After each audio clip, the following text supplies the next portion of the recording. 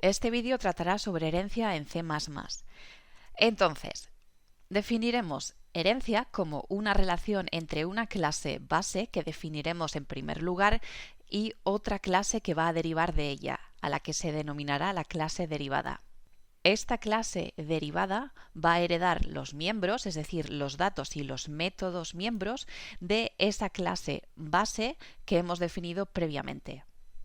La sintaxis para declarar una clase derivada es la siguiente.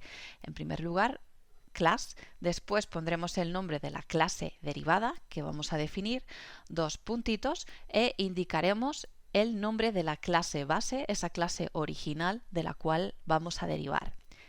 Y para este ejemplo de sintaxis utilizaremos el nivel de acceso público. Luego definiremos qué es. Las clases derivadas van a tener acceso a los miembros públicos y protegidos de esa clase base. A los privados no. Se puede representar como un objeto de la clase base. Digamos que este es un objeto de la clase base. La clase derivada sería ese objeto de la clase base con métodos y datos adicionales que ha definido la clase derivada. Y esos métodos, esos miembros de la clase derivada pueden tener acceso a los miembros public y protected de la clase base. Bien, brevemente, para entender cómo se construyen y destruyen los objetos de la clase base y la clase derivada, vemos que cuando creamos un objeto de la clase derivada, cuando invocamos su constructor, en primer lugar se va a ejecutar el constructor de la clase base y después el de la derivada. Y de manera inversa, cuando el objeto de la clase derivada cae fuera de ámbito, out of scope, o es decir, cuando ese objeto debe ser destruido, primero se va a destruir el objeto de la clase derivada y finalmente se destruirá el de la clase base, es decir, de manera inversa a la construcción. Bien, y para entender esta teoría mejor vamos a ver ahora un ejemplo. Voy a definir una clase llamada vehicle, es decir, vehículo, que va a ser la clase base. Pongo punto y coma siempre al final. Y digamos que va a tener un miembro de tipo private, o sea, privado, que va a ser una variable de tipo entero llamada year, año. Va a tener otro miembro, esta vez de tipo protected, o sea, protegido, y va a ser una variable de tipo string, y para poder trabajar con variables necesito aquí el include respectivo, que es este string. Bien, ya puedo utilizarlo, std, dos puntos, string, y va a ser una variable que nos defina la marca de ese vehículo. Y en último lugar voy a ir con los miembros públicos. Aquí solo voy a definir métodos, y el primero, el más importante, va a ser el constructor, que tiene siempre el mismo nombre que la clase, no tiene un valor de retorno y puede aceptar argumentos de entrada, que en este caso va a ser el año para inicializar este miembro privado, y otro de tipo string que nos va a inicializar la marca. ¿Vale? Vamos a inicializarlo con lista de inicialización de miembros, es decir, ponemos dos puntitos y ahora el nombre del miembro, year, que es este. A los miembros siempre les pongo el guión bajo al final para diferenciarlos de otras variables, por ejemplo, de los argumentos de entrada. Entonces aquí está el primer miembro inicializado, ahora una coma y voy a por el segundo. Así que lo inicializo con este segundo valor. Vale, y el cuerpo del constructor va a hacer algo tan simple como sacar un mensaje por pantalla. Bien, para eso necesito std. Aquí necesito otro include, que es este. Include iostring.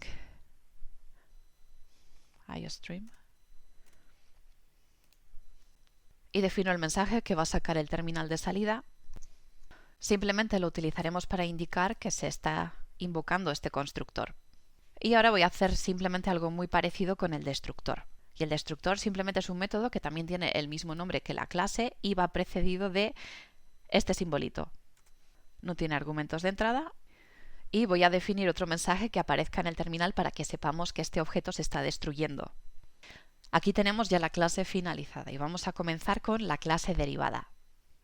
Bien, ahora voy a definir la clase derivada, digamos que se llama car, automóvil, y para indicar de quién deriva pongo 2 puntos y escribo el nombre de la clase que deriva o de su clase base llamada vehicle, que hemos definido previamente, punto y coma al final, y además en esta relación de herencia voy a definir el nivel de acceso. Voy a utilizar el caso más fácil, que es público, es decir, public. Y con esto, y sin entrar en detalles, digamos que los miembros públicos y protegidos de vehicle, que son a los que car tiene acceso, van a seguir manteniendo ese nivel de acceso en la clase car. Es decir, un miembro público de vehicle va a continuar siendo miembro público en car y un miembro protegido en vehicle va a continuar siendo protegido en car. En otro vídeo veremos otros niveles de acceso. Bien, además de los miembros que herede de vehicle, car va a tener uno suyo propio y digamos que va a ser privado. Y lo voy a llamar una característica que tenga car, que no tengan todos los vehículos. Puede ser, por ejemplo, digamos, tracción a las 4 ruedas y digamos que se llama así la variable en inglés, la costumbre de programar así. Ya, four-wheel drive es tracción a las 4 ruedas en inglés y será de tipo booleano, o sea, puede ser true o false. Ahora vamos a ir con los miembros públicos.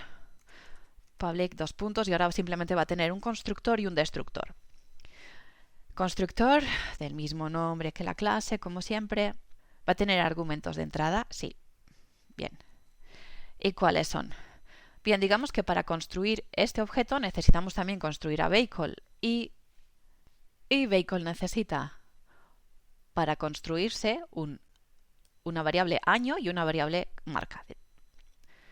Bien, entonces vamos a hacer exactamente lo siguiente. Int year, necesitamos un valor para definir el año, una variable de tipo string para definir la marca y una variable de tipo boolean para definir si tiene tracción a las 4 ruedas. Bien, lista de inicialización de miembros, es decir, pongo 2 puntitos. Y ahora vamos a inicializar el objeto de la clase base. Entonces voy a copiar aquí el nombre de la clase base y la inicializo de la siguiente manera. El primer valor, year y brand. Vale. Ahora voy a continuar inicializando los miembros de la clase car, que es este, y no me cabe aquí, voy a la segunda línea, y lo inicializamos con este tercer argumento. Y ahora en el cuerpo del constructor simplemente voy a sacar, como antes, un mensaje por pantalla que me diga que estoy llamando al constructor. Bien, entonces antes hemos dicho que este objeto de la clase derivada tiene únicamente acceso a los miembros protegidos y públicos de su clase base. Vale, vamos a verlo simplemente aquí. Y para ello voy a intentar imprimir esos miembros. ¿Vale? Entonces vamos a ver, vamos a intentar acceder a el miembro protegido, que es este, brand, la marca. Ya, simplemente escribo el nombre de ese miembro y ahora vamos a intentar y vamos a ver que no se puede acceder a un miembro privado, que es el miembro año.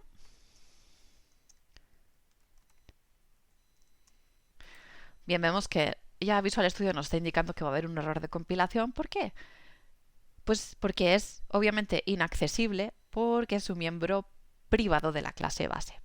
¿Vale? Entonces esto no nos va a compilar. Bueno, en último lugar, de esta clase base simplemente vamos a definir el destructor, que tiene el mismo nombre que la clase, precedido por ese simbolito.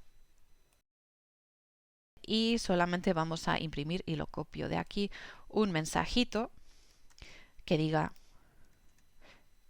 destructor. Destructor. Bien, tenemos la clase base, la clase derivada y ahora solamente necesitamos un programa principal para ver qué pasa.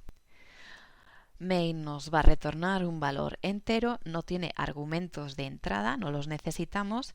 Aquí pongo el return 0. Y ahora simplemente vamos a crear un objeto de la clase derivada de car. Es decir, vamos a crear un coche. Ya, el primer argumento necesario para inicializar ese objeto es el año, digamos que es del año 1972. El segundo es la marca. Digamos, queremos un Volkswagen. Y el tercer argumento es si tiene tracción en las 4 ruedas. Y digamos que no. O sea, false. Bien. Vamos a compilar y ejecutar este programa. Presiono al bichillo este de aquí. Run on the back. Y voy a hacer zoom aquí para que se vea bien. Entonces, aquí tenemos algo muy interesante. Ya, digamos que este objeto, cuando se va a crear, invoca a o comienza a invocar a este constructor. Y este constructor lo primero que hace es construir el objeto de la clase base. Entonces, aquí vamos a ver que lo primero que ocurre aquí es que el constructor de la clase base es completamente invocado y después el constructor, o finalmente el constructor de la clase derivada de esa clase coche, se termina de ejecutar. Bien, además el de la clase derivada nos incluye el nombre de la marca para que lo veamos. Y ahora, al destruirlo, y esto es muy interesante, aquí se construye, pero cuando este objeto cae fuera de ámbito, lo que se denomina out of scope en inglés, es decir, aquí cuando terminamos el programa, esto se va a destruir. Y el orden de destrucción es inverso al de construcción. Es decir, primero se destruye el objeto car, el objeto que es el de la clase derivada, y después el objeto vehicle, que es el de la clase base, justo al revés que en la construcción.